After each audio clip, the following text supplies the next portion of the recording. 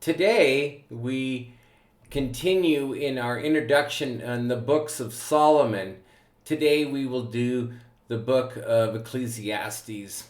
Hi, I'm Pastor Mark with Heights Christian Church. What we're doing is going through the Bible in 5 years. And we would love for you to subscribe to this channel so that every day you come and get something in your inbox or from your subscription of that.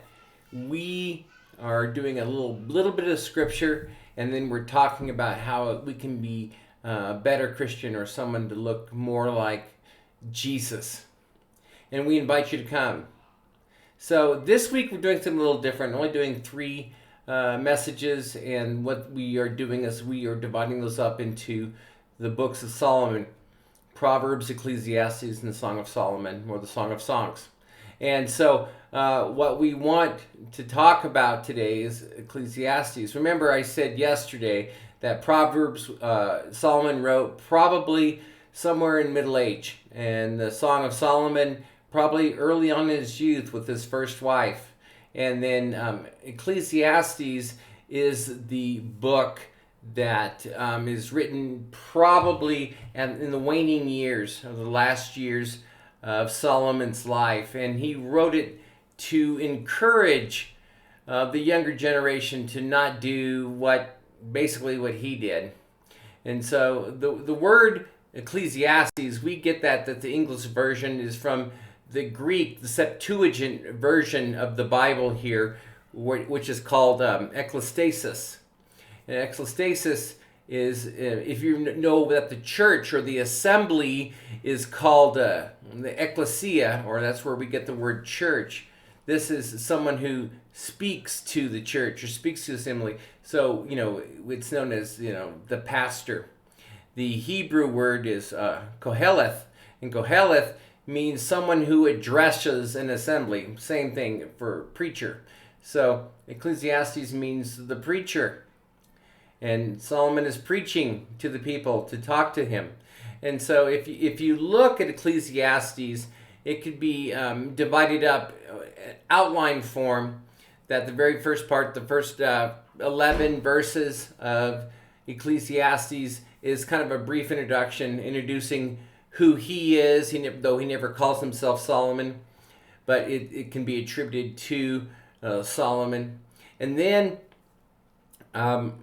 the next, starting from chapter 1, verse 12, all the way to chapter 6, verse 9, is Solomon introducing the fact that he's making these multiple investigations because he's been given such wisdom, he has so much wealth that he takes the time to do this investigation, and basically into 3 things.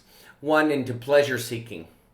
2, into wisdom as opposed to folly. And then the third part is the idea of labor and rewards for that labor. So that's his investigations. And then in chapter 6, verse 10, Solomon starts with his conclusions of all of his investigation. And that goes all the way to chapter 12, verse 8. And then starting in chapter 12, verse 9, we have Solomon's sort of final advice. So, and that goes all the way through chapter 14. So there's 14 chapters in this book. And so he's pretty lengthy in his explanation through his investigations, what he has discovered. One of the key words that you will find as you read Ecclesiastes is the term vanity. And what Solomon is trying to express there, he says it 37 times.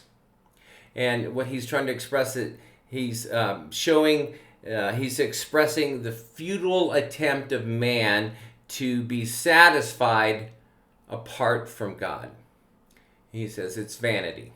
And so I'll give you the end of the story, all right, for this explanation so that you will know. And so we're going to be reading from Ecclesiastes chapter 12, 13, and 14. So if you can remember Ecclesiastes 12, 13, 14, that will help you to remember the gist of the matter.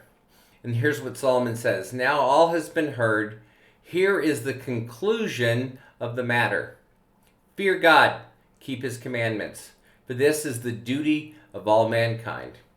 For God will bring every deed into judgment, including every hidden thing, whether it is good or evil." And that's his conclusion on the matter of his investigation. I think this serves as a warning. And so there are many things that we as human beings attempt to satisfy us, whether it be in the area of pleasure seeking, whether it be in the idea of gaining much wisdom or folly, or our work versus rewards.